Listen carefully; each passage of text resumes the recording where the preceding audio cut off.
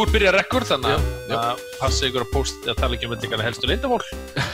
Dammit, ég sem að ekki Hvað segir þið, strákar? Bara ágætt. Ég bara mjög fínt. Er það ekki bara? Bara stór glæsilegt, sunnudagur og bara. Já. Eru þið búin að týna ykkur mikið í Death Stranding síðan senast? Ég held ég kláraði kafla 3. Já. Eða 2, nei kafla 2 fyrir ekki þannig. Come on, þú voru að komast í kafla 4. Þetta er alltaf að koma, ég hef bara verið Hver er fæðingarorlofi? Ég bara spyr, ertu ekki Ég hef bara verið að spila Star Wars og Emblem hann sem er mjög skemmtilegur. En hvernig stendur að ég er búið með Death Stranding og Star Wars? Já, það er góð spurning. Þú ert örugglega leini í fæðingarorlofi eitthvað. Nei, ég veit. Minn krakki er aðeins eldri, það hjálpa kannski til í þetta ekki enn. Já, það er bara, ég var busy alltaf helgin og ég er svo complete gaur. Það er alltaf að klára allt og sérstaklega Star Wars, ég spila hann í næst erfasta sem er að gera hann svolítið svona erfiðari og ég er búin að klára hann alltaf, en við komum að því síðar í þættinu. Það kom skemmtileg umræðistrákar með Half-Life, loksins kynntu hérna nýtt verkefni, Half-Life Alyx, sem er næsti Half-Life leikun. Ekki Half-Life 3 samt. Nei, en svona Þetta er meira hliðarspor eða eitthvað. Já, hliðarspor, en þetta mér finnst allavega þeir náttúrulega búin nýbúin að gefa þessa index, heitir ekki Valve Index. Jú, Valve Index, það heitir víðaldótið þeirra. Og maður hefur heyrt á svona spjalli á fólki að þetta er náttúrulega brilliant hugmynd, þú veist, gefum Half-Life. Mér skilst að indextæknin sé alveg virkilega góð, sko. Já, en þú veist, við gefum út okkar eigin VR-greið, auðvitað gefum Half-Life bara fyrir VR. Þú veist, þetta er alveg það er búið að vera rúmur sem þetta lengi að þeir myndi kannski fara einhver svona leið. Akkurat. Já, mér finnst líka að því sko það sem ég er líka svo spenntur fyrir er að Half-Life, þetta er auðvitað svo flott brand sko og þeir ég held að alveg fyrirtæki sé bara pottþétt vissum að það séu háar væntingar þó að það sé ekki Half-Life 3. Já. Það er háar væntingar, þannig að ég held að þeir séu alveg fyrirfram með það gott konsept að þeir muni standast þessa væntingar sko, ég trúi ekki. Ég langar einmitt að segja, ég fara ekki að gambla með þetta sko. Nei, og þetta er eiginlega stærsta brand svona fyrir PC tölvuleik myndi ég alveg halda. Allir PC eigundur eða tölvuleikir undir svona allavega vita hvað Half-Life er, það vita allir hvað Half-Life er. Já, en við erum líka að hugsa til þess að hvað er hvað langt síðan að episode 2 kom út fyrir Half-Life 2? Það er 12 ár. 2007 eða hvernig? 2007. 15 ára frá Half-Life 2. The Orange Pack, besti Half-Life 2 kemur út, geðveikur pakki. Ég meina gaman að hugsa það krakka sem eru kannski rétt 20 núna.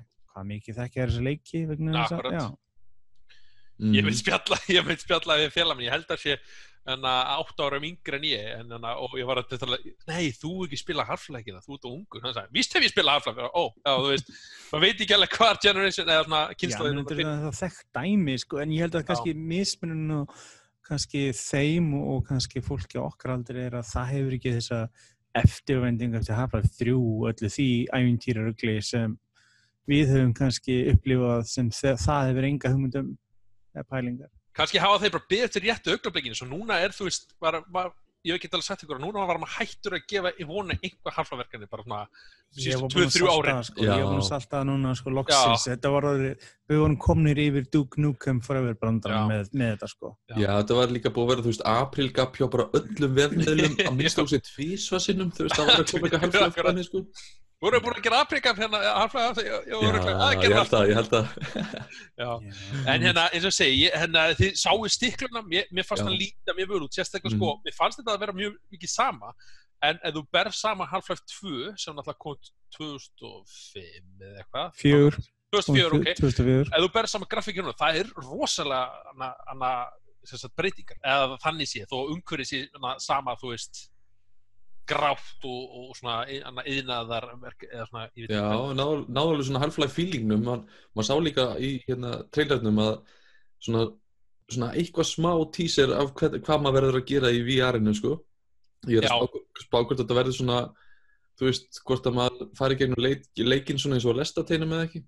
Já, akkurat. Ég held að verður meira svoleiðis þegar ég held sko ég á ekki VR-greið, ég ætla að segja eitthvað og ef þú ætlar að gera VR-upplifun, þetta er alltaf bara upplifun, þú ert svona að vita sjónarhótt spilarans eða frá A til, ég veist fattar hvernig þetta virkar. Já. en já, þetta verður ekki US og halfleikin, þetta svona ein leið svona on rails eins og maður segir útlensku. Já, ég meina það þarf ekki að slæmi hlutir að bara fyrir hvernig það gerst. Já, svo mitt var sýnt bæði, þú veist, það var verið að skjóta óvinni, það var verið að leysa eitthvað þraut þarna líka sko, en þetta verður greinilega svona bland í póka sko. Eigið þið VR-græðu, strákar það? Ég er með PlayStation VR og svo maður prófa græður, en PlayStation VR basically er svolítið að samna ríki hjá mig núna, en ég hef pröfað hann allar en á engar. Nei, ekki sömulegis. Það er svona ekki kostnaður í þessu, sérstaklega á PC og allar en að vera með VR-græður. Já, við veitum, vin sem á VR-græður, ég hugsa ég mun banka heiminn, herðu, ég átti ekki halfleik, það ekki komin út. Hvað sér eitthvað? Eru þið búin að prófa hérna Oculus nýju útgáfuna? Nei, ég hef ekki nýjust, ég hef pröfað eldri útgáfu Oculus en ekki þessa nýju. Já, því það er engin einhver snúrur úr svona vesen með því. Já, en það held ég svona framtíðin í þessu, svona snúrlust VR, svona eða þú veist, en alltaf þá verður dýrari fyrir vikið, en það er kannski ekki alveg strax. Já, ég menn, einhvern daginn mun tækni verður það góð, en það er svo margt sem það að gerast þess að þú verður með hálfgerð litla mínu tölvur á einhverstaðar í headsetinu þannig að sem getur séðum fjarskiptinu milli tölvunar og hins. Nákvæmlega. Hvenær áttu leikurinn aftur að koma út, munið það? Mars á næsta ári. Jú, mars, já. 20 stundir á netinu. Það er ekki langt í það. Líkur á því að það verður haldast? Já. Það verður ekki mikla senkanir, myndi ég halda. Það er stutt í þetta. Já, svo langt síðan að Valve búið til leik sér, þeir kunni ekki tímasetning. Nei, ég veit það ekki.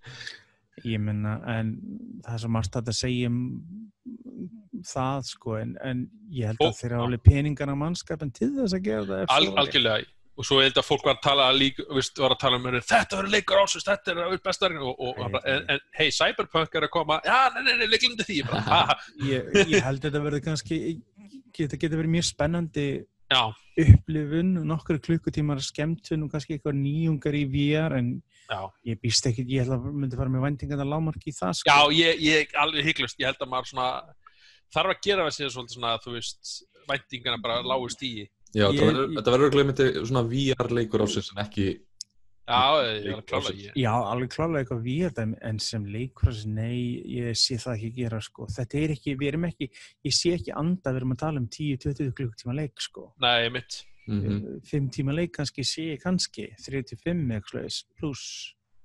Já, sama hér. Miklu sennilegri hlutringunni, sko. Hanna á skalanum svona 0-10, hversu spenntur eru þið svona fyrir þessu verkefni? Það segja 7,5 til 8. Já, ég held að sé með svona 7, sko ef ég ætti VR-græðu þá væri ég svona nær 8-ni. Ég ætla að vera úrslega neikvæður og ég ætla að segja svona 5,5 á góðan degi, sko. Ég held að það sé bara gott líka. Ég er bara, sko, bæði ég er úrslega hikandi vegna þess að málið það, bara Valve sem tölvuleikja fyrirtæki í dag, ég horf ekki einu sinni lengur á þessum tölvuleikja fyrirtæki. Þeir voru það einu sinni. Í dag eru þeir einhver maskína sem sér að selja tölvuleiki en Já, þetta verður enda forvitulegt. Já. Vonandi sé verður bara eitthvað comeback hjá þeim, sko. Þetta væri Já, en ég er bara ágjörn að það er eiginlega svo fáir orðið eftir af upprunalegu liðinu sem byggast leiki til lengur hjá fyrirtækinu. Einmitt. Það er máli. Ég meina, ég er ekki að segja að nýtt fólk getur gert það, en Valve hefur ekkert rosalega góða track record síðustu árin að delivera hluti. Ég meina, sér bara núna, þetta er aðeins öðru sér frétt, en það talaði það núna að þeir keyptu, 1-2 ár síðan keyptu fyrirtæki sem bjóð til indie-leikinn Firewatch. Þeir eru búin að vera ekki nýja leikinn frá Among the Gods eitthvað. Núna er miklu rúmur að þeir sé að bara salta þann leik. Já, ég sá allt hvarf hann á netinu, allt í nú heimasíðinu og allt saman og maður hugsa bara með sér, gaman fyrir þetta fyrirtæki að vera keypt af svona risa og síðan bara, En það er ekki svona típiski bara í þessu bransa drepa neistan í litlu fyrirtækjum Já, en það er eitthvað svona meira sem EA og Activision eru þekktari fyrir að myrka lífið, sko. Valve hefur ekkert verið þekkt fyrir gegnum tíðan að kaupa fyrirtæki mikið, sko. Nei, ég bara nema kannski svona tækni fyrirtæki kannski en eitthvað Já, en ég meina þú sér bara eins og með liðið sem gerir portaleikina fyrir að það endist ekkert lengi þann heldur Nei, mitt Portal svo getur ekki leikið með þér Æðislega leikir, en það var alltaf gert neitt meira með þetta. Við fengum Portal 2 og síðan bara puff. Já, maður var eiginlega með þess að hissa á sínum tíma Portal 2 ætla ekki að framhald. En eins og segi, þeir kunni ekki telja upp á 3. Það er Já, það þekkt saying. Það brandarinn með þetta fyrirtæki, þeir kunni Nákvæmlega. ekki 3 þú veist, ég veit ekki. En ég veit ekki, ég mun skoða hvað þetta þessi leikur Ég forvitin að sjá hvað þetta verður. Já, En ég ætla að halda þessu þannig, sko. akkurat. Mhm. Ég held að það sé bara Annað ekki langbest. ljós. Ég meina, þeir hafa möguleika til að gera spennandi hluti, ég meina, en ég veit ekki, ég á bara með að trúa að Valve í dag sé fyrirtækið sem það var einsinni, sem var byltingin. Já, þetta er líka, Þú ekki þess vegna líkandi. þetta fyrirtæki framleiði peninga, það er bara, Já, Og- já. það er svo leiðilegt að fyrir okkur svona sem, eða svona harkjarna Valve áðund á sínu tíma, Steam, að þið voru þessu blóma tíma þeirra að segja búið til Portal 2, búið til Já, ég meina, það Absolutt. er fullt af leikjum. Ég er Já. nefnilega held að þið myndi ekki þora að setja, eða þú veist, auðvitað, kannski fyrirtæki búið að breyta svo rosalega að það Já. getur vel verið að ég hefur rátt fyrir mér en að setja Half-Life á Já, eitthvað. það Mér það finnst stór vera hlutur svolítið- þannig að já. það sé að nafnið sé sett á þetta, það Já. ekki það. Fólk að tala það er svona, ég efast ekki þetta að vera vel gert og það er peningar á bakvið þessu. Engar efast það, sko. Mhm. En Það hvort verður þetta áhugavert. verði hlutur undir hreyfa svo mikið við nálinni, ég veit það ekki aftur á móti. Nei, mitt. En já, þetta var sem sagt, Half-Life, hann væntanlegur mars á næsta ári, þannig að við alltaf munum koma til að fylgjast með hann. Og við vorum að tala leiki ársins eða mögulega næsta árs og við ætlum að fara svolítið í hérna Game of the Year eða The Game Awards eins og hátíðin heitir, sem núna 12. desember. Já. Og okkur langar að fara lauslega, þú veist, í aðal, hvað segja, flokkin, annar valkostin sem leikur ársins. Og- Kastið sér niður beðmynd hjá mér. Þetta eru 6 titlar. Ég langar svo að spyrja ykkur hvernig ykkur finnst þetta og líka bara já, hvort þið hafi spilað þessa leiki í höfuð og við erum að tala fyrsti leikurinn Control frá Remedy 505 Games sem þá væntanlega útgefandinn. Já, það er Svo erum útgefandinn og Remedy, finnska verið ekki Remedy framleiðandinn. Svo erum við Death Stranding frá Mhm. Kojima Productions og Sony Interactive ekki Europe, hvað heitir það? Entertainment, já, Skal það vera. SEE þeir gefa út leikinn. Svo erum við Resident Evil 2 endurgerðina, Sem kom bara mjög vel út. já, Capcom, Mhm. Sekiro Shadows Dice Twice, Mm. Sekiro, ekki Sekiro, eða hvernig maður ber maður frá? Sekiro. Sekiro, ég er bara að reyna eitthvað, Sekiro Shadows Die Twice, ég spila hann reyndar með ekki, en við komum á þetta. En já. Já. Síðan Svo er það Super Smash Bros. Ultimate, hann kom reyndar mér langar að segja að hann hafi komið 8. desember síðast ári.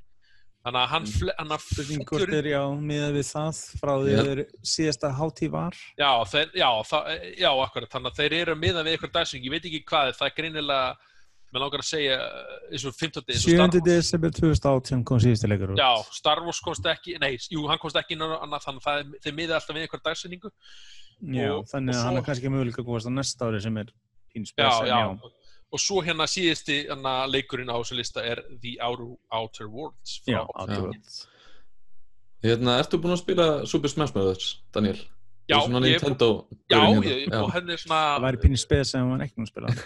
Finnst hann eiga heima á listanum? Já, sko, þetta er búið að vera svo skrítið ár, finnst mér.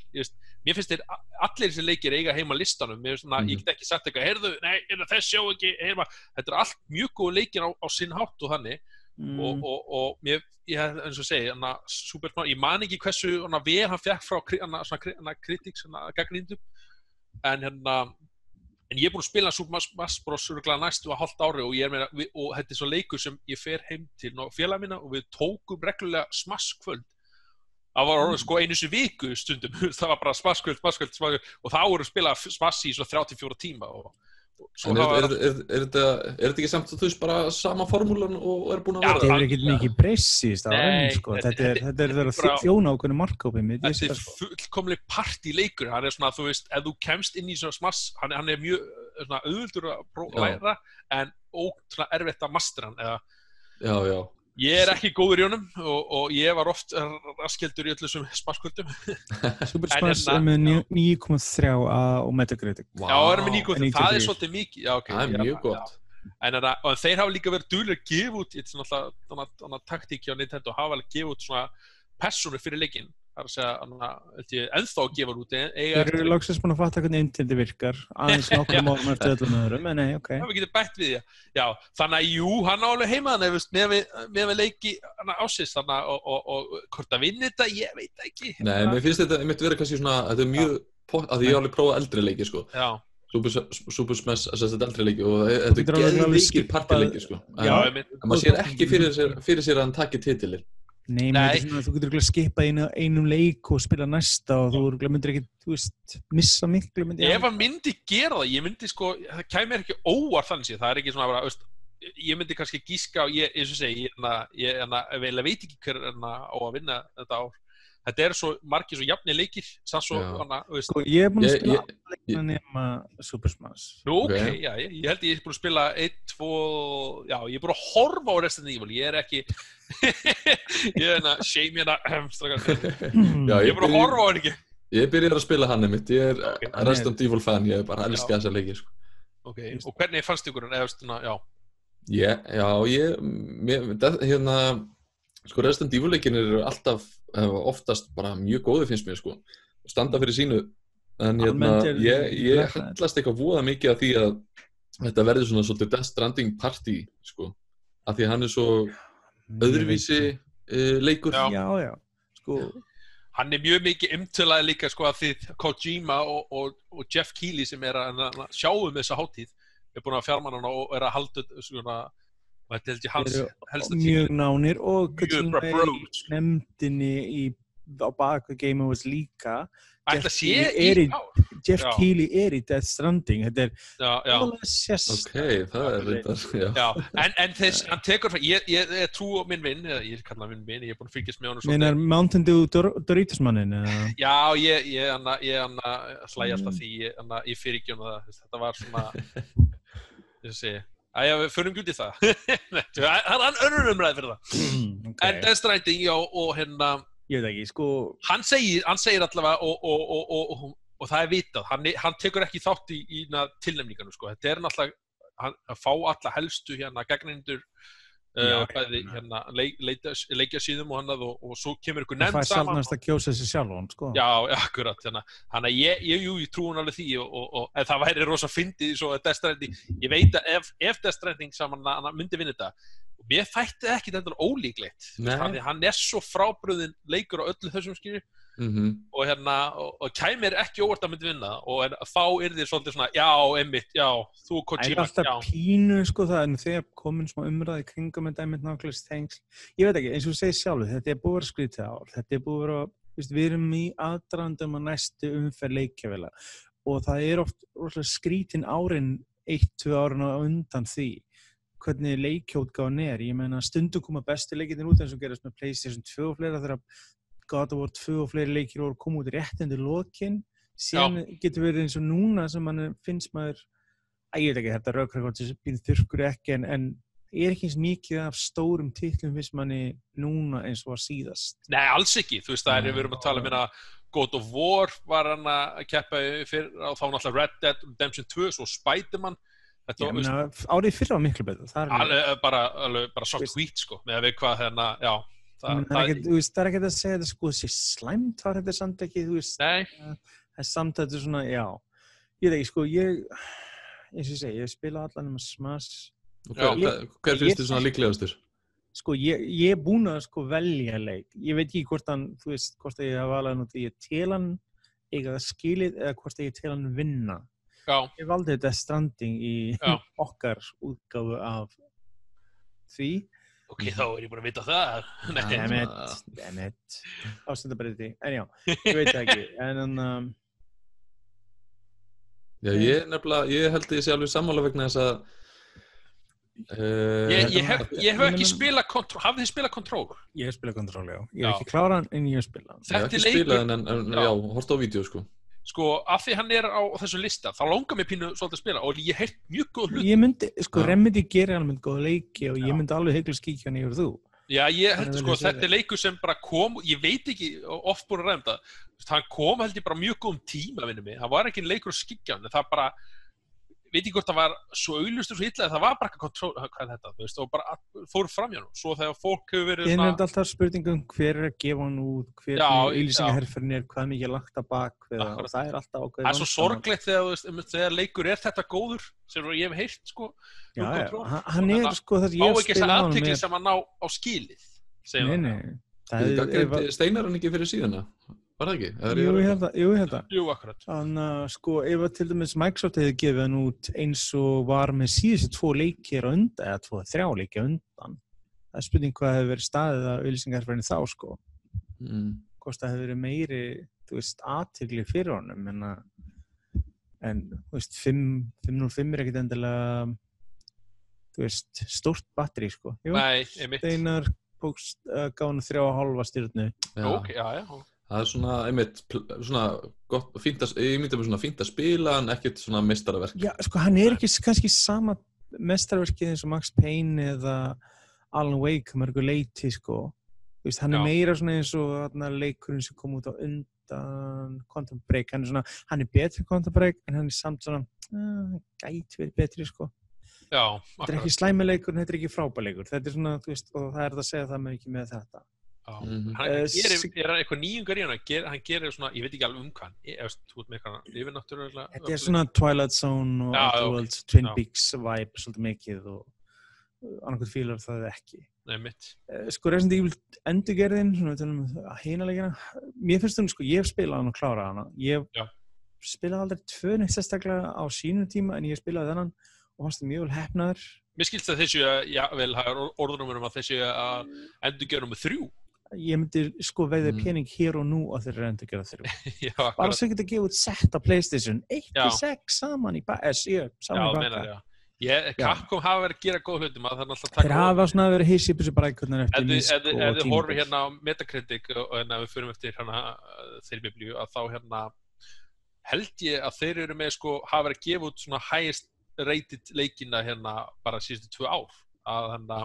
Já, það hefur verið mikið eitt félag minn en að starfa hjá þeim í Capcom og hann myndi hefur verið að benda með þetta ég bara, ok, wow, þetta er eitthvað magnað. Já. Sko, Sekiro er svona instinct dæmi, ég meni ég spilað Sekiro Shadow Die Twice mér finnst hann persónulega ofverfið fyrir minn smekk en það er kannski finnst ég hef búið síðan en margir svona harðir soulspilarar ekki elskan hens mikið og marga erleiki, jafnvel eins og Bloodborne og fleira sem þau voru hrifnar af. Nú hef ég ekki spilað hann og ég hef séð aðeins úr hann. Er þetta meira svona að þú þarft að vera miklu sneggri á hann er miklu hraðari, en sko Bloodborne er líka miklu hraðari en hann var samt einhvern veginn betri. Þessi bara sko, Souls-leikin hafa stundum þótt verið erfiðir til þess að vera erfiðir en ég veit ekki, þú veist, mér finnst þessi vera bara of mikið, já. Þó hef ég flóknar sögu þess að blessa Souls-leiki en samt hef ég klárað Dark Souls 1-3 og Bloodborne. Já. Og en ég festist í Sekiro og ég hef ekki ennþá farið tilbaka í hann. Hversu langt komstu svona eða? Ég komst að nautinu. Það er boss Kafli 1 boss 2-3 eitthvað. Já. Það er staðir sem margir stoppuðu á sko. Já, ok, já. Það er nautið Pini Bitch.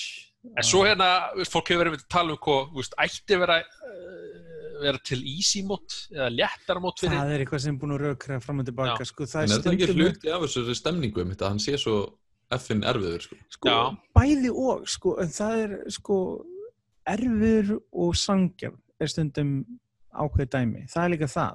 Já. Sko, þeir dansa rosalega við línuna að vera erfiður og sanngjarn. Það hafa alltaf gert það, sko, málið það, en þessir finnst mér vera meira hallandi í áttin að vera erfiður til að erfiðari. Já, og kannski eins sanngjarn sko eins og segið, en sko fyrir tilbaka Dark Souls 1, Demon's Souls fyrir mig ennþá lengi tilbaka, Demon's Souls fárlega, ég man því voru fyrsta endagallin hann sláttraði mér og ég slökkti leiknum og bara bye. Dark Souls fór fyrsta endagallinum, barði mig í kassu, slökkti á honum en ég kom tilbaka einhverju síðar, ég var alltaf annarslega dabla við hann, reyndi, gafst upp og síðan loksins það er samt ekki fyrir hann endurgerður. Ég er bara sko asnaldir, fyrsti Souls-leikur sem ég klára er Bloodborne, síðan klára er Dark Souls 3, síðan 2 og síðan 1. Ok, þar að þú hefur að klára þessu leiki? Já, ég hef klárað alla. Gert. En þú veist, Ég geti hugsað mér að fara í þá núna eftir og Star Wars. ég fengið betri tilfinningu fyrir þeim og mér var þeim hugsað svolítið til þeirra þegar ég var að spila Star Wars-leikina mitt. Já, við komum að því hérna. Já, á eftir. Ok, við klárum þetta Outer Worlds, síðasti leikurinn. Já. Sem er mér finnst hann reynda að lúkka mjög spennandi, sko. Já, ég er búinn að klára hann. Ok. Tvisvar, meira að segja. Tvisvar? Já. Já, ok, já. Þannig Ég spilaði hann á PC líka og Xbox One.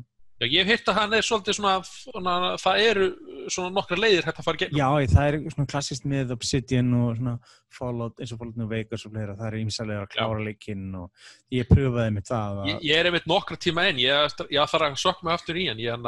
Heppildi þannig, hann er ekki rosalega langur, en það er ekki að slæma hann átt vegna þess að hann er með ótrúlega mikið endurspilinu möguleik og það eru marga leiðir sem sagan getur farið. Og þú kemst ekkert og sérð ekkert allt litróf nema þú spilar nokkur sem með mig. Nei, akkurat. Það er mitt góð hvatning til þess að spila. En hann er samt alveg vel svona value for money, sko, þessi leikur. Þú er ekkert sekin á hann. Ég er einmitt að spila hann á PC og það sem ég vantar núna, eða finnst mér, að ég er að spila hann í næst bestu gæðum. Ég er bara, tölvan ræður ekki alveg við Ultra. Já, ég á ekki hérna skjá sem styður HDR eða 4K. En oft stundum við svona umhverfið af því að hann er svo litríkur. Hann er rosalega fallegur. Hann öskrar á mig að spila hann bara í PlayStation með hérna HDR. En ég man samt ekki hvort hann styður eins og HDR. Já, það er ekkert allir leikir sem gera. Það er ótrúlega sérstastundum að það er ekkert allir leikir sem styðja við. En ég menn það er orðið sérstakt oft ef það er ekki orðið í dag. Að leikir styðja ekki. Já, allavega svona stærri leiki með ekki. Já, sko, en Outer Worlds er ekki með HDR support á einmitt PC eða Xbox. Akkurat. Ég myndi þetta. Já. Hann er rosalega fallegur, sko, allt það leiðis, en hann er ekki með þetta. Ég er með 4K PC að talskjá. Já. Og ég var að spila hann í 1440p, ég var hann að finna balansa mitt upp á frameratið og allt svo leiðis. Já, akkurat, já. Til þess að reyna að halda fremutinu uppi, sko. Akkurat. En hann er gullfallar í mínum mati og hann, sko, þetta er úrslega fyndið að segja það, en hann er stíð ómjönulegt hvað hann fungerar vel leikurinn og það er kannski, maður meiri segir það út af sumir leikir Obsidian sig gegn tíðina, Alpha Protocol, Fallout New Vegas hafa verið svolítið buggy. Komið út í svolítið brotni standi og það er ómjönulegt að maður spila þannig leikara. Hann er ekkert það, hann er óvenjulega vel slípaður. Já, þeir hafa bara verið með svona sett markmið, þú veist, hann er ekki það langur og hann er bara og þú veist, þeir eru ekki með open world, þeir eru frekar með ákveðin svæði eða plánutur, en það er, þú veist, kosturinn við að gera það versus open world er að þú getur sérsniðið betur og fínpúsaðu í staðin fyrir open world leiki sem það eru svo mörg kerfi í gangi sem geta verið úrskeiðis og rekist að hvert annað sem verða vandamál í svoleiðis leikjum. Akkurat. En það verður mjög spennandi að sjá hvað þið myndi gera. Núna þetta er Obsidian hluti af Microsoft. Það keyptu þau mitt í fyrra. Já. Og þó að 2K eða undir fyrirtæki 2K er að gefa þennan leik út, það er spurning hvað gerist með næsta leik. Hvort að þeir hafa réttin á honum eða hvað að Microsoft gefur hann út og lætur það meiri fjármagn. Það verður mjög spennandi að sjá hvað það geta gert með meiri pening. Svo þessi leikur var klárlega að gera fyrir minni pening, en það kemur ekkert niður á honum. En það eru gæðin leiksins í sögunni og persónum frekar en kannski fyrir hínu. En svona, þetta eru 6 leikir að þessari velunarhátíð, þá eru þetta svona the game of the year eða svona. Ég meina, ég myndi velja, ef ég var að velja, þá myndi ég velja einhvern Death Stranding eða Outer Worlds. Er einhver leikur sem þið hefði viljað sjá á? Já, er einhver leikur sem þið hefði viljað sjá frekar á listanum? Ekkert sem hann dettur í hug? Ég veit ekki, sko leikir, sko, ég hef ekki klárað alla leikina sem ég er á þessum listum. Ég meina, ég hef ekki klárað Modern Warfare þó ég hef spilað hann. Ég hef ekki klárað Gears 5, nýja Metro Exodus sem kom út fyrir árinu. En svona, hvaða leikur hafið þá staðið upp úr mest hjá ykkur þetta árið svona fljótu bræði? Er ykkur leikur sem svona, kannski á ekki skilja verið þarna, en er kannski ykkur uppáhalds þetta? Ég veit ekki, það eru margir smærri leikir sem bara komið skemmtilega óvart. Ég meina þess að Outer Wilds, þetta er nefnilegt vandamál, þeir eru svo líkir nafnisleikir. Outer Wilds leikur sem ég er búin að hafa mjög gaman af. sem mitt indie-leikur sem kom fyrst út af, ég fekk hann mitt gefins fyrir að horfa á E3 í fyrra af Microsoft á Mixer ég vissi ekkert hvaða leikur það var ekki alveg búin að kynna hann ég var bara með þetta ekki Mixer fyrir Ninja kom þannig ég var bara með nafn á leik en ég vissi ekkert meira og sem var ekki finnum bara árið sitna sem þú veist maður vissi eitthvað með að blessaða leik leikur sem náttúrulega ég komst ekki að listan, ég alveg svo Star Wars þannig en ég líka sko, mér finnst hann eftir að spila hann og klára hann, það finnst mér hann hefði átt að vera á ég hafði trú að hann gæti af því að Death Stranding kemur 8. nóvember þannig þetta miðar við leiki bara sem koma á nákvæmlega út ég veit ekki, hvað gæti við 12. nóvember, gæti 10. nóvember en auðvitað var náttúrulega Death Stranding allan tíma að fara ég hefði sko, ég hef persónulega viljað sjá hann einmitt að vera inni þeir leikir sem ég staði uppi mest hjá með hann Star Wars, hann náttúrulega skemmtileg leikir fyrir 15. nóvember sendur á heimasinni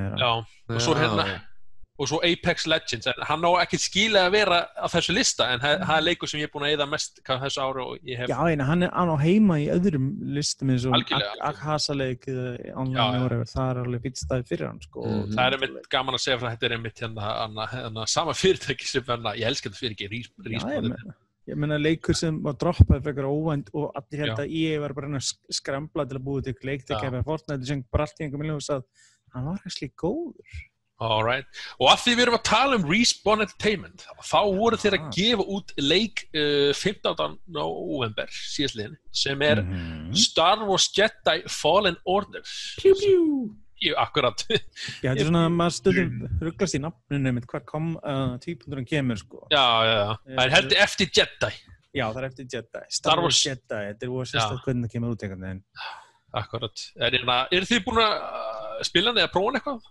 Ég ekki búin að snerta hann sko en ég fíla Star Wars heiminn mjög mikið en ég verð að vita ég hef ekkert spila Star Wars leikina yfir höfun eitthvað rosa mikið en ég hef spilað slatta Star Wars leikjum og einn af mínum uppáhalds Star Wars leikjum fyrir og síður Knights of the Old Republic til dæmis akkurat bæði svona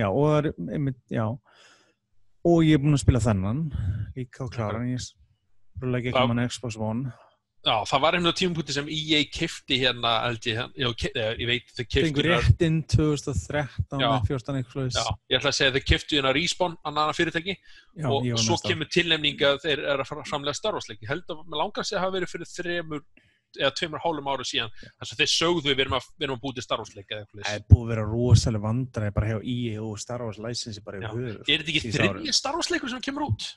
Við erum að tala Star Wars Battlefront 1 og 2 og svo kemur Fallen Order það er líka það var cancelaður 2 og 3 akkurat það er líka máli, þeir eru búin að jarða svolítið marga Star Wars leiki gegn tíðina ég meina Amy Henning sem var að gera þann Jet-leikina var að gera eitt leik sem hefði átt að vera mjög spennandi og eins og ég held að þessi tala sko, það er svimileikið sem voru komið nafn og það er ekki en ég menna þetta er allt sjálfstæði leikir eða ekki er þetta hluti af einni stóri sögu? Sko þetta byggir alltaf þetta tengist alltaf þetta heiminum og baka kvikmyndum þetta er allt snýst allt en ég er að minna leikirni sko þessi 3 sem voru að nefna er þetta svona þú veist næsti byrjar það sem að seinast enda Nei, veitu hvað, nú mist ég þráðinn. Hvað var hana? Þið voru að tala um hana 3 Star Wars leikið, ekki? Sem voru allir hætt við. Já, nei. Já, ég skil þig. Já, það var hana. Sem voru í einhvers konar vinslu, mismöndi langt komnir áleiðis og voru reknir vegna þess að þeir voru ekki nógu flottir eða voru ekki nógu mikið peningamaskinni að EA til þess að vera gefnir út. Já.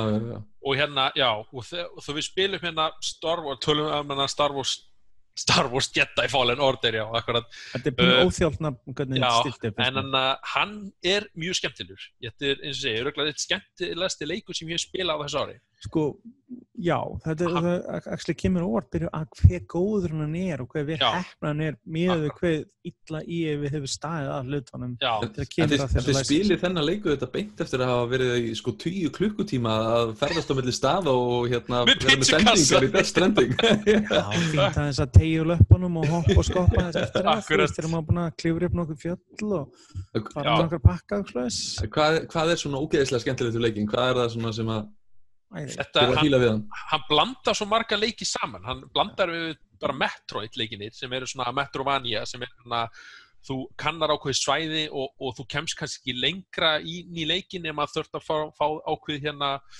ability eða þarf að finna einhvern hlut að hæfileika sem kemur til að koma sig þannig að þú ferð á aðra plánetu og rannsakar hana en þú ert ekki búin að klára hina ennþá per se og hann bara hvað sem þetta svona hlutverka aksjón þetta ævintýrar hlutverka og hasalega þetta svona blandar saman nokkrum settum af þú veist þetta svona þetta hrærugraut smá slett af Uncharted, smá slett af Dark Souls, smá slett af Metroidvania, þú veist, blandar þessu allt saman einhvern pakka og þá færðu þennan leik.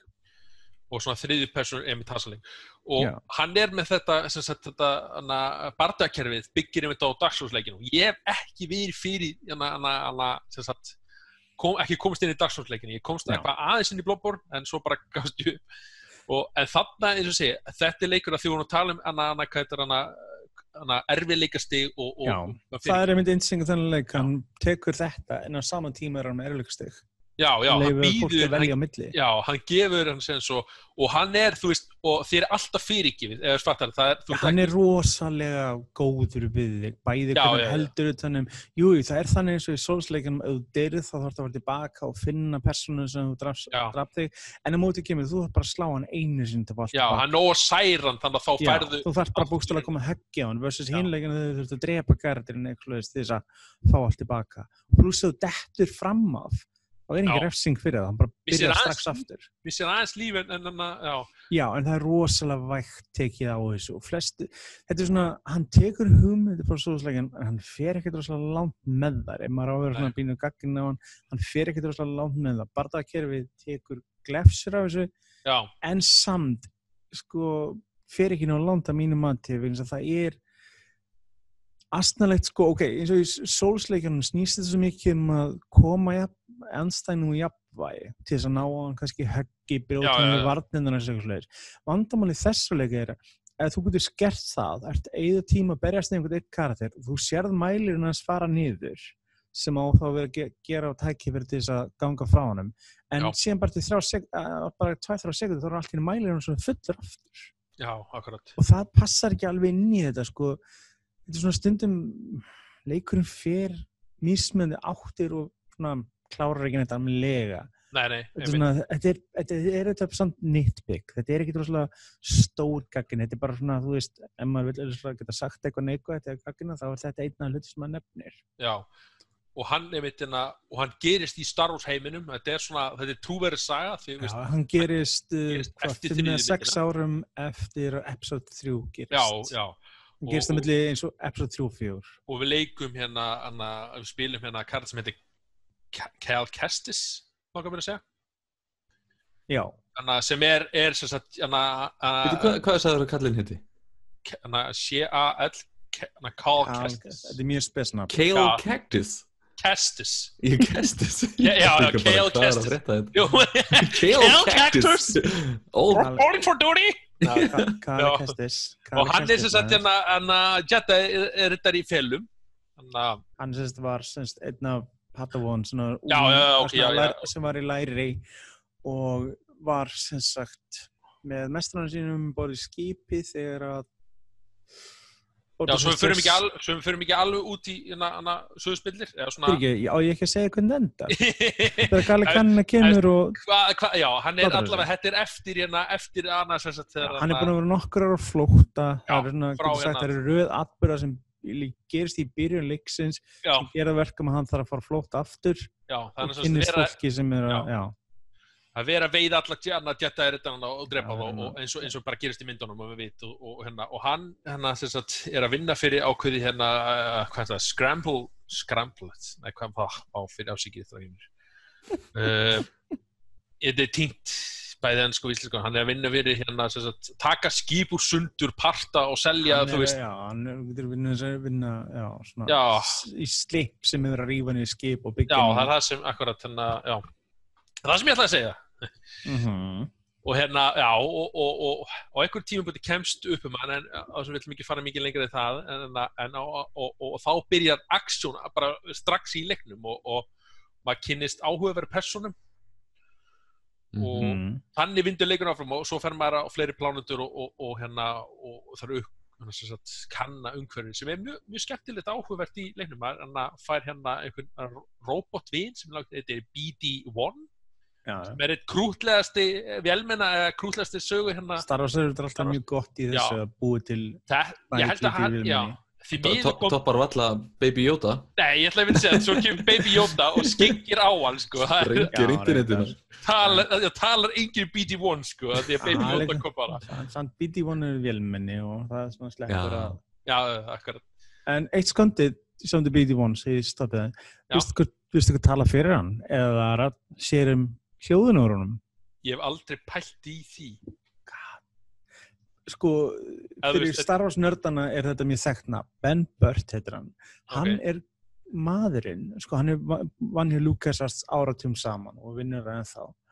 Og hann sést, til dæmis, hann bjó til hljóðin úr vélmennunum, hann bjó til lightsaber hljóðið, allt saman. Já. Hann ber ábyrgð á þessu öllu saman. Ég hélt að hann var að talsitja en hann segir ekki. En hann er búinn að vera pínu einhverju frostivirðistar hjá Disney eftir að þið keyptu LucasArts og hann ekki fengið eins mikið að gera í nýju myndunum. En hann kemur mjög mikið við sögu í vinnslinu og þessa leik, skilst mér. Hvað það er magnað. Ég hef ekki í því. Og Ég gerir ráð fyrir því að leikurinn sé gullfallegur. Hann keyrir náttúrulega Unreal-vélinni. Sem er athyglisvert vegna þess að hin leikirnir Respawn hafa keyrt á Source-vélinni frá Valve sem er spes. Hvað? Já. Titanfall keyrir á Source, jú. Já, Titanfall. Já, ég held að vera að tala Battlefront-leikina. Nei, þeir keyrir á Frostbite. Já, akkurat, já. Þeir eru einhvern veginn verðast vera eina fyrirtækið í EA sem fær leyfi til að framlega öðrum grafíkuna heldur en Frostbite. Já, sem þurfa ekki að vera tróðun í Frostbite saman hvort þeir vilja hann ekki eða hvort hann hendi verkefni þeirra. Nei, mitt. Akkurat. Eins og hefur verið gegn tíðina. Ok, já, og svo Salexis, þetta er Cactus? Nei, það var Kestus. Ég get ekki að segja. Já, hann ok, við erum að leika hann og við erum sko, það sem ég finnst svo skemmtilegt við hann, að þetta einmitt, eins og segi, ég hef ekki spilað margar Star Wars-leiki, ég spilað Battlefront 2 og PlayStation 2 sem ég fannst bara mjög flottur á sín tíma og bara upp á Star Wars-leikunum minn. Svo, mér finnst þessi svo, hann er svo ekta svo Star Wars, það var svo Star Wars feelingur í honum. Þetta er svona ekta svona Jedi feelingurinn að vera, þú færð svona ákveðin mætti. Hann nær því mjög vel að leifa fólk upp á tilfinninguna fyrir þessu. Sko. Og ég held að þetta vera rosalega svona hægt að ganga frá óvinna á mjög svona sköpunlega hátt, svona creativity, en ég er ekkert svo mikið fyrir það. Ég hef séð vídeo bara, er þetta hægt? Og og hann er bara, og það er gaman að berjast við náttúrulega Star Wars Troopers og það er náttúrulega bara eitt. Það er svona pínu svekkjandi, ég veit hvað það er, en það er alltaf þegar maður er með lightsaber í höndunum í hvaða leik sem er. Ég meina, þetta er sverð sem þið geta brætt í gegnum hurðir og í tí hvað og hvað, en sem getur ekki tekið hendurnar á Stormtroopers eða hausana þegar þú slærð á með sverðinu. Nei, þetta vegna þess að LucasArts og Disney vil ekki leyfa það. Nei, en svo fyndið því, þeir leyfa að komið droid, vélmenni, þá er alltaf leið. Það er mjög klassískt að það má manipuleita og fara illa með vélmenni. Það er líka þekkt með eins og geimverur og zombía. Þá er oft meira leyft af því að það er ekki manneskja. En síðan er aðtíks að þú fer tilbaka í Force Unleashed-leikinu sem LucasArts gerði. Þar gastu choppað þessu Stormtrooperna sundur og saman. Já, ok. Var hann ekki bannaður inn á eitthvað meira þá? Hvað er þessi? Það gæti verið 16.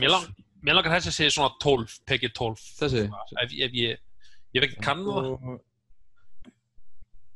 Force Unleashed hvað er hann? Er þetta, myndið þið segja þetta að vera söguríkur leikur? Er þetta bara svona, eða sagan svona on the side? Hún er óvenjulega góð á mínum mati og þykk þegar þú ferð áfram í leiknum vegna þess að því lengra sem þú ferð á leiknum. Ert þú búinn með núna, Daniel? Nei, ég held ég alveg að loka metrónum. Ok. Og þú talar sögusvið, svona söguríkur.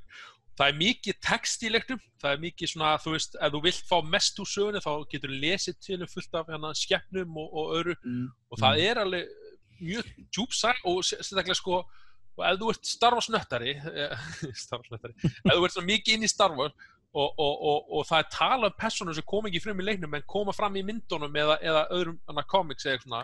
Já, það personur sem koma í sögu bæði sumar úr nýrri myndum og sumar úr eldri myndum sem koma við sögu þegar líður á leikinn og ég meina oft líka bara í textunum og maður les það, þá fyrst maður bara ok, maður fannst það svolítið svona töff, hvernig þessi samsetning sett saman og maður finnst þess að maður sé að fá miklu meir úr svona, ég vissi þetta, ég svona fattari. Þetta alltaf þetta rosalega erfitt þegar þú ert að díla við sögusvið eins og þeir eru sem rosalega fast og það svo lítið sem þú getur farið út fyrir þannig að séðast í sögursviði annað eins og þegar Knights of the Republic leikirnir eitthvað voru eins og þeir gerðist löngu undan eitthvað þá hefur það miklu meira frelsi þegar þú ert að díla við kannski 10.000 ára mismunni sögu. Akkurat. Og þetta mjög ég get ekki hægt að tala um þetta svona feel good Star Wars leikur, þetta svona hann hefur mjög marga galla, hann að reyna að vera eins og segja, hann að reyna að vera líka eins og Uncharted það að segja að þú ert að príla mikið, þú ert að stökkva og slæta á hverju svona og það oft vankantar, hann reynir að vera svona hopp og skoppleikur hopp og skopppartarnir ganga ekkert rosalega vel upp það funkar ekki, það rosalega oft þú dettur út fyrir og ert að gera kannski svona og svífur fram af vegna þess leikurinn myndavélinn stundum á til að svíkja þig fyrst mér og vinnur stundu gegn þeir og þú gera sömu hlutina eins og segja 4 sinnum eða 5 sinnum svo loksins tókst það en þér ekki refsa fyrir það en það samt svona bara, þú veist hann átti alveg ekki að grípa það í og það svona umhverfispúslur stundum sem komið sögur sem athyglisvert stundum að finna úr hvernig á að leysa og það gaman sem að fara tilbaka eins og segir við svæði og svona, þú hefur ákveðna hæfileika ég til dæmis náði að náði að redda með sverðinu, tvöfaldarsverðinu fyrir eitthvað snemma og alveg eins möguleikan með BD1 að geta opna læstar hurðir svo ég náði að opna hluti fyrr en ég hefði getið gert en það er gaman að valkostin á því ef maður er tilbúin að láta sig hafa að fara inn og svæði sem maður ágifur á strax til þess að opna fyrir það og eins og segi, sko, mér finnst þetta þetta instinkt, sko það ekkert svo langt síðan EA sögðu í viðtölum að sko einmenningssöguleikir væri ekki framtíðin og svona games as a service eins og Destiny það var EA sem sögðu það þetta ástæðan að Amy Hennig leikur og kálaður einmitt út af því að hann gat ekki verið Destiny eitthvað svoleiðis leikur sem væri að skila fullt af peningum í kassan reglulega og þeir eru við tala um að online dot og svona mest seldi Star Wars leikurinn eða hraðasti frá hann er búin að sko hann er búin að vera að ganga rosalega vel fyrir þá og er að fá fína dóma og það er einmitt athyglisvert vegna þess að það allt í þetta er mótsögn við það sem þeir eru búin að segja að svona leikir ekki lengur framtíð eða er ekki upp á pallborð hjá leikjaspilurum einhvern veginn. Nei, ég man þetta kom bara svipað þessi umræði og svo stuttið þetta kemur God of War og svo bara hvað er að tala? Eru þið sammála þessu? Já, nákvæmlega. Ég meni ég sammála svona leikir ganga upp ég er ósammála hvað ég sagði vegna þess að það er búið að sína sig, það er ómargir leikir sem er búin að tróða þessu games as a service inn í sem bara gengur ekkert upp. Ég meina, sáðu til sambara bara leik sem ég gagði fyrir ekki svo lengur síðan Ghost Recon Breakpoint ótrúlega hlutir sem voru tróðnir inn í þann leik sem voru ekkert að gera bara til þess að vera með einhverja peningamaskinu bakvið þess að geta selt og þetta er leikur sem það gengi miklu betur upp ef hann hefur ekki með þetta inn í sér ég meina svo hvað EA klúraði sér sjálfur með Star Wars Battlefront og microtransaction dótið sem var svo löðrandi í Battlefront 2 þannig að kom út og þú fannst að bara leikurinn var stiltur gegn þér til þess að hreinsa sem mesta pening frá þér. Já, það hefur náð einhverju limitið þar sko á hversu mikið getur þú tróðið í eitt leik sko. Já. Þeir bara algjörlega klúðru vegna þess að það var svo grátlega vegna þess að þeir náðu ef þú tókst það í burtu frá Battlefront 2 þá var hann miklu betri leikur, betri hannaður, hann var með sögu, hann var svo margt fleira en microtransaction dótið jarðaði þann leik algjörlega og það sást ekkert annað fyrir vikið. Hvernig er þetta í nýjasta Star Wars leiknum? Það er ekki neitt. Þetta er svo fyndið því að það er ekkert. Já, sérstaklega sko, þetta er svo skrítið við ræðum þetta sko að framleiðandi þarf að svona taka nú fram nei, það ekki microtransaction í leiknum, þú veist, þá var þetta bara wow, ha, þetta þetta mikið umræða búin að vera bæði hjá fólki og yfirvöldum í lagasetning og fleira þetta, sást bara hvernig EA, með FIFA og Fortnite og allt þetta, þessi leikir eru svo gríðarlega peningamaskínur akkurat. Orðnar, en ég meina þú stundið fyrirgefi leikið meira eða eru fríir til að byrja með sem þess að einhvern veginn verið að fá pening og allt það en þegar þú ert að borga fyrir að fullt verð þá einhvern veginn horfur öðruvís á þetta finnst mér Nei, mitt, akkurat og það ég meina þú veist það sem þessi leikur að mínum myndi sýnir það hægt að gera skóðan einmenningsleik með fínni sögu, skemmtilegri spilun án þess að það sé eitthvað peningablokk í eða einhver óþara fjölspilunarpartur eða eitthvað sem hefur ekkert á teima. Muni, hvað margir leikir voru með einhverja multiplayer component sem hefur ekkert með að gera? Og Nei, mitt það og bara... Og bara strax, bara það hefði enginn að spila þetta og verið eitthvað annað stúdíu oft sem bjóða til. Ég meina, Bioshock með eitthvað multiplayer component, come on. Hvað hefði Bioshock að gera með multiplayer? Akkurat, God of War, Ascension Oh god, Salgur, yes, nákvæmlega. Oh God of War Það svo margt svona, sko, ég meina þú veist, ég man bara eftir þessi með Darkness 1 það var leikur sem var tróðið í multiplayer frábær leikur, multiplayer ekkert með hann að gera, sko, bara algjörlega gleymdi hans í þetta, Spec Ops The Line frábær leikur, multiplayer bara gleymdi, sko Nei, akkurat Og ég meina þetta sýnir, eins og segir, líka svo sagði sjálfur Daniel, God of War leikur í síðasti, frábær leikur, alveg einstaklega vel heppnað. Það ekki beint að segja reboot, en þetta svona reboot skástrík framhald einhvern veginn. Já, ég myndi segja það líka. Þetta blanda bæði, þetta svona endurræsing af seríunni án þess að núlla allt sem já, án þess að, þú veist, allt saman hefur verið núlla á undan. Og ég meina, ef að Respawn fær frjálsar hendur með að gera næsta leik, í þessu mælikvara, það mjög spennandi að sjá hvað að gera. Akkurat. En þú veist, þetta alltaf erfitt bæði þess að þeir eru að díla við EA og LucasArts eru einhver leiti. En ég menn, þeir voru mjög heppnir að fá Stig Asmussen til þess að leiða leikin. Menn hann auðvitað vann að hann var yfir hönnuðin og God of War 3 til dæmis. Já, akkurat. Og ég menn, það var mjög clever í það að gera það. Ég menn að maður skilur samt alveg þetta konsept að sé, þú veist, einhvers staðar í boði að kaupa eitthvað auka í litlu magni. Já, sko, þetta má ekki þér, menn, þú veist... Spurningum, viltu þjána 100.000 fyrir þetta eða viltu þjána 120 og það er þetta bara alltaf valin sko hærri upphæðin.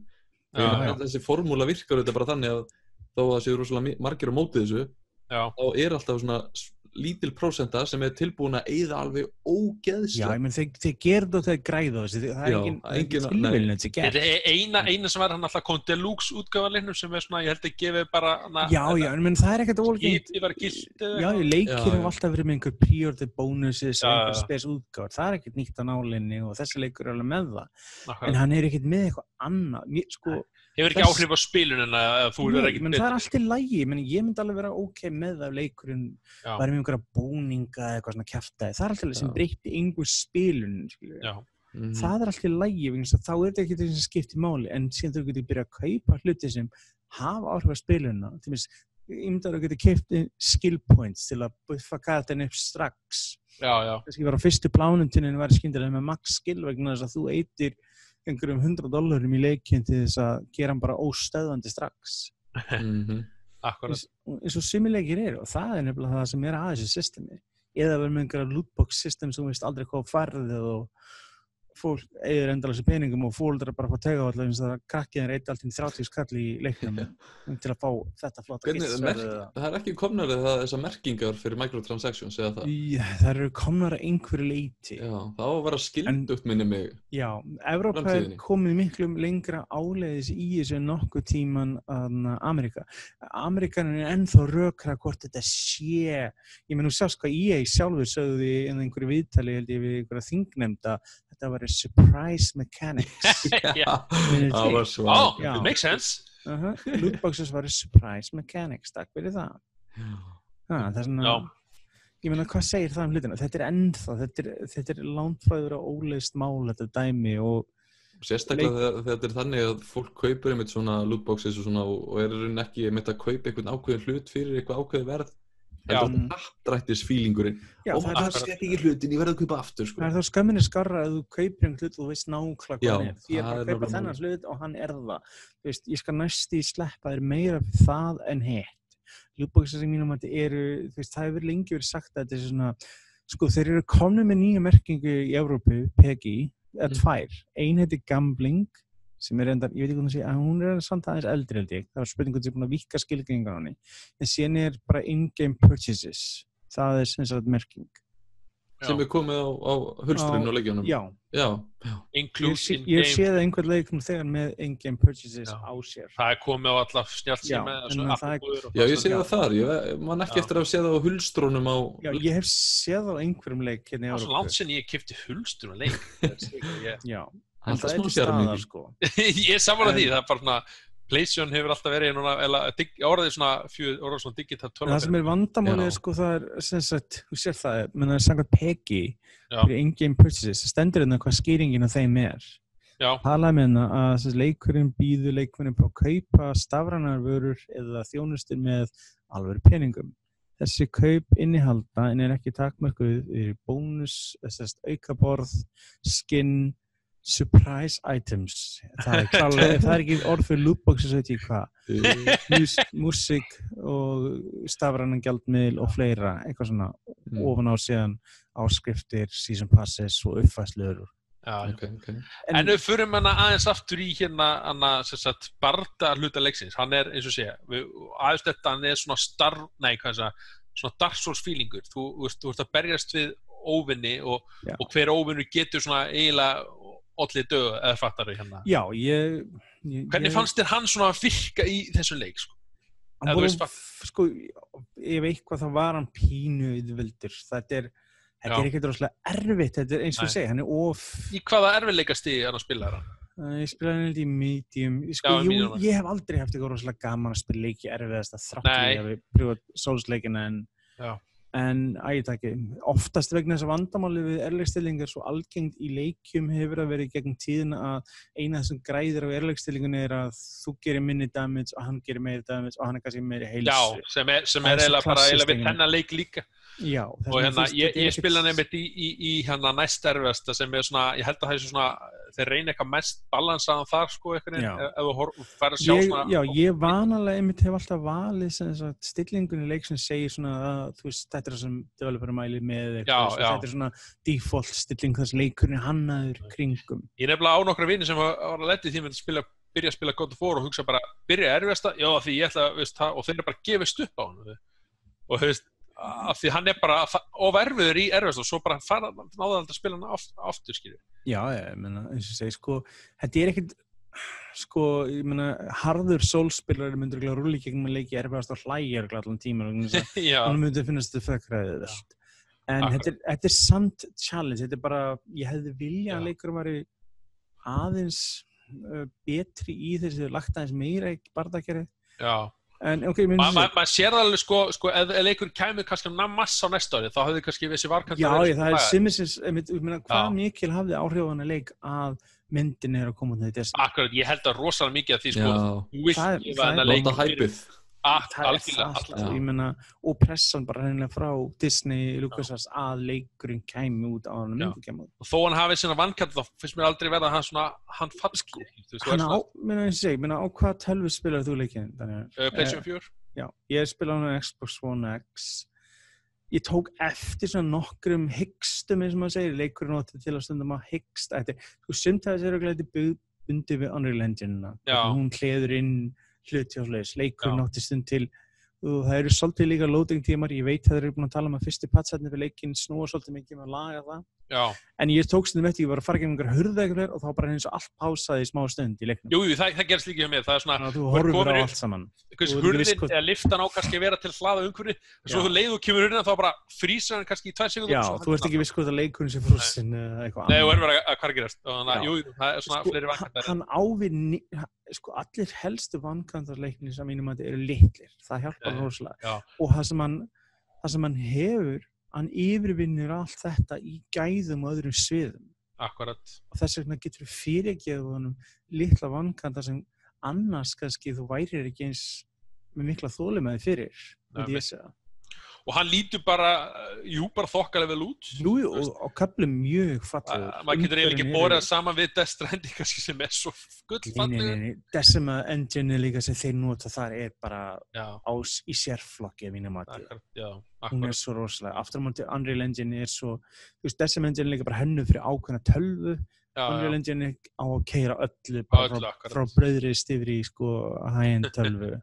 Og það hefur svolítið mikið að segja alveg þar. Tónlist, hljóð, tónlistin mjög vel hljóð. Þetta var allt svona Star Wars.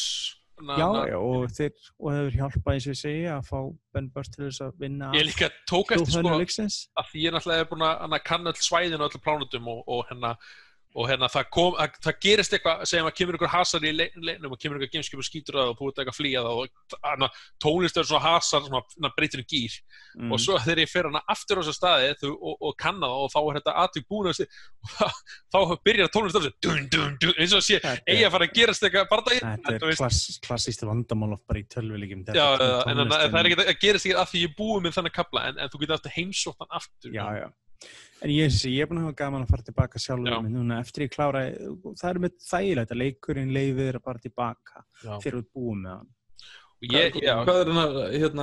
Hvað er að taka langan tíma að klára hann? Það er góð spurning. Ég vildi óska þess að leikurinn væri með einhverja mælistiku. Ég held að PlayStation sýnir alls ekki hvað þú ert búin að spila þetta. Þetta er eitthvað sem Xbox að mínum að þetta hefur alltaf verið betri með. Nintendo líka. Heldur utan á einhvern tölfræði Þetta er eitthvað felur, ég skildi ekki svona.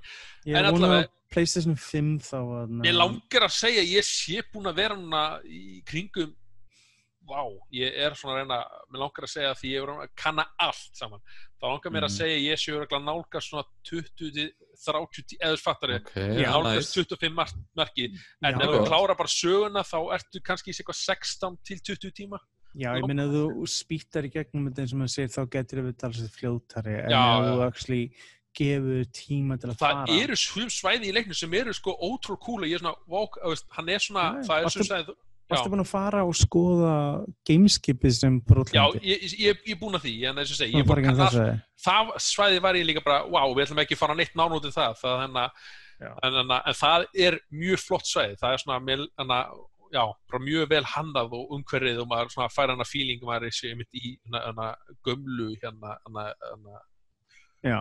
gameskipið. Hann nær ég er með mjög fórðan eins og segi, þegar þú búið með hann, það er þetta ákveðni kafli sem þú ert eftir sem hann verður gaman að heyra í þér þegar þú búið með þess að ef hvað þú sagðist vera þá var ég auðvitað komið fram á þér Ég ætla að vera búið með að fyrir þessa umræði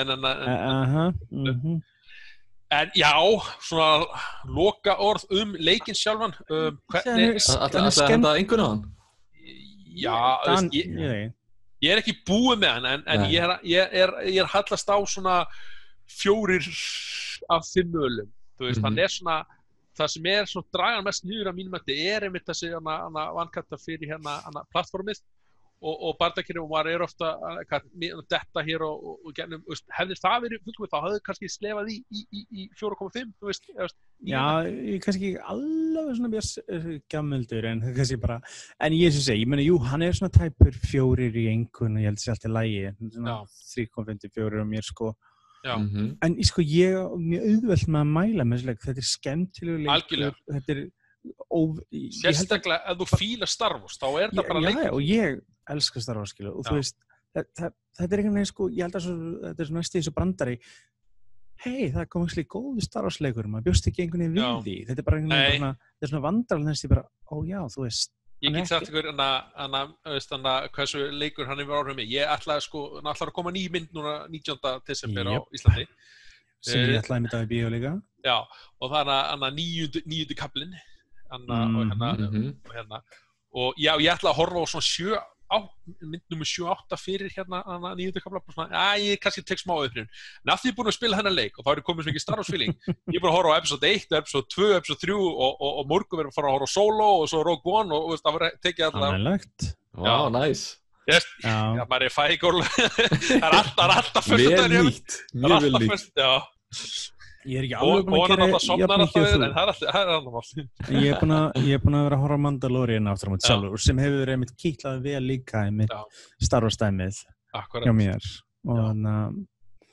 og ég get vel verið að horfa eitthvað sem myndum núna einmitt áður en að myndi ekki í bíó og þetta er einmitt búin að vera, þetta er góð fyrir manneski sem er gaman að þessum sögusvið og allt svoleiðis, þá er það virkilega vel heppnaður leikur og jafnvel að þú bara gaman að skemmtilegum ævintýraleikjum og hasaleikjum, það er eitthvað fyrir þeim pening líka sko, það er auðvelt að mæla með þessu leiki í svona, þessum að segja jólapakkan í ár sko. Algjörlega, þetta er, ef þú ert að leita leik sem vantar að gefa jólapakkan, þá er þetta leikurinn. Ég veit ekki hvort ég myndi fara að gefa eitthvað Death Stranding, ég veit ekki hvort það myndi fíla þann ekki. Nei, það er áhættu sem gjöf. Sko, með Death Stranding myndi ég vilja vita nokkar hluti manneskina áður. Algjörlega. Með þennan svo ekki sem hann hefði gaman að... Fílar Star Wars. Já, annarkot fílar Star Wars eða fílar Uncharted eða svona svipaði leiki hei, gjörðu spila þennan, þú ert örugglega skemmtari á hann. Þannig að hann Star Wars Jedi Fallen Order Hvað segir, hvernig gengur þetta fær tvo tumla Hvað er tvípótturinn? Viltu nokkuð segja nafnið á Kal aftur á meður það? Cal Cactus Kali Cactus Já, Kalli Cactus Þetta er bara hræðilega Nei, bara Já Ég er bara að pæla hvort þú ætla með þetta sko, það er alveg það. Hanna, já, ég mæla með Star Wars, ég líka, ég á auðvelt með að mæla með hann, þetta er góði leikur og hann er vel heppnaður á mörgum sviðum og ég eins og segi, ég er pínusvektur með Game Awards til dæmis að hann kemst ekki hann að blista þetta vegna. Svo kemur á næsta ári en þá eru aðri leikir sem skikja hann Cyberpunk. Það er bara vandamáli, nákvæmlega við þetta system hjá þeim nákvæmlega það. Nákvæmlega það, að næsta ári verður margir að leiki sem skikja á þetta. Maður skilir þetta svo sem það. Ég meina, come on, Last of Us 2 og Cyberpunk. Það við virkilega talandi með eitthvað annað. Línan verður alltaf að vera dregin einhvers staðar. Já, PlayStation 5, Xbox One, ég hef miðað við fyrsta DS persónulega, sko. Nema þeir gefa hann út í endurbættir útgöð, hey, Star Wars eða hérna, þú veist eitthvað. Stið PlayStation 5 og... Já, ég er að segja það eitthvað svoleiðis. Það gæti verið eitthvað svoleiðis múl. Já, síðan... Ég held að allir leikir sem verður komið PlayStation 5, bara svona sögutryggs eða svona... Já, það verður interesting öll sú umræða sem byrjar hjá okkur næsta vor, öllu eðlilegu. Þegar við byrjum að tala fyrir alvöru hvað er framundan hjá okkur. Já. En svona á döfunni framundan, það náttúrulega The Game Awards, eins og ég kalla alltaf þennan tilengju, hún er alltaf 12. desember, þannig að við kannski munum takla það. Síðan alltaf einhverja, það er búið að svona orðurómar núna einhverja mögulega kynningar sem gæti orðið þar. Ég langar, ég finnst svo gaman að koma mér óvart bæði í 3 og þetta, þannig að ég ætla að reyna, eins og ég held að Half-Life myndi vera kynntur hérna, en alltaf þeir eru með sína kynningu, þannig að það er fínt að þessu komi. Ég skil ekki hvort getur þetta, ég er svo óþólum, ég veit allt saman strax. Já, ég er svo gömlu vana eitthvað. En tæknilega sé næstu viku er koma út leikur sem vakti mikla athygli í fyrra, en hann er að koma aftur út í 3. skipti. Red Dead Redemption 2 er að koma út á Steam. Á Steam, já. 5. Þannig að það sem er ekki elska Epic Store og allt það, þá er hann að koma upp þar í næstu viku. Já, þetta var þriðji þátturinn á leikjavarpinu. Við erum konið bara eiginlega að lokum hjá okkur, eins og er. Og ég veit ekki, vil eitthvað segja strákar, Bjarki? Eða? Nei, þeir eru bara gjörsamlega búin að selja mér allavega Star Wars leikinn áðurinn í fyrir. Mér langar að hæpa mig upp, sko. Já, þetta er leikur sem þurft að fara í jólapakkan. Já, þú eru bara ræðið konuna, það er börnin, klálega. Ég bara fer þegar þær eru somnar og splæsi í kallinn, sko. Já, eitt Star Wars, sem mjög Star Wars aðdandi, sko, miklu meira en ég nokkuð tíman, hann er búin að biðja hann jólagjöf, hvernig getur þú biðið svona leiki? Hann bara, ég veit ekki hvað ég gerði. Ef ég hefði verið hann, þá hefði ég bara keypt leikinn strax, skilur. Já, alltaf, ég var ekki hvað að hugsa, hann er svo góð, mér langt svo að tala við hann, en hann getur ekki. Mér fannst bara erfiðast að þurfa að klára Death Stranding og allt saman og fjall mann og þannig ég sökti mig í þennan. En ég var einmitt Death Stranding eftir, þannig að ég kem til með að klára hann eftir hann. Já, svona aðeins meiri vinna. Mér þetta hljóma meiri svona eins og bara þetta er skemmtun. Svo bara, nú er þeir verið að vinna. Death Stranding var alveg rétt, hann var svona pínu, þú þurftir stundum að vinna til að komast að skemmtilegu pörtunum, það er alveg rétt. Enda sá leikur lætur hafa meira fyrir sér að mörgu leyti. Já. Herru, ég bara þakka fyrir mig, vinir mínir, kærir og hlustendur. Takk fyrir að hlusta. Já, takk fyrir að hlusta. Þið kannski verðið komið yfir kapla 4 næst í Destrandingi talavíku loksins. Já, það var allir bara að gleyma honum. Nema vinnur hérna að leikja. Ég skal minna ykkur á þetta þannig til að komist yfir kapla 4. Takk fyrir. Herðu, það var gaman að heyra ykkur, en við verðum bara í Pluss ég veit hvað þið er heima. Já, herðu. Segja það. Takk fyrir þetta, strákar. Blessi, Billy. Bless.